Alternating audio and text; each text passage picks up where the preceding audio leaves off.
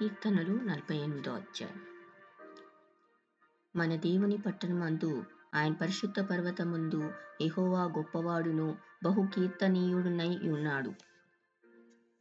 ఉత్తర దిక్కున మహారాజు పట్టణమైన సియోను పర్వతము రమ్యమైన ఎత్తుగల చోట నుంచబడి సర్వభూమికి సంతోషకరంగా ఉన్నది. దాని నగరుల్లో దేవుడు ఆశ్రయంగా ప్రత్యక్షమగుచున్నాడు.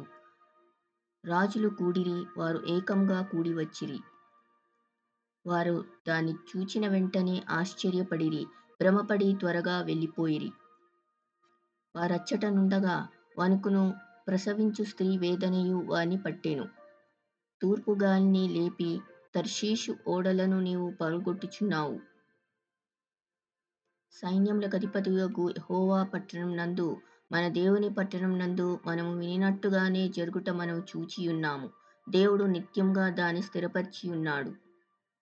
దేవా, మేము నీ ఆలయం నందు నీ కృపను ధ్యానించితిమి.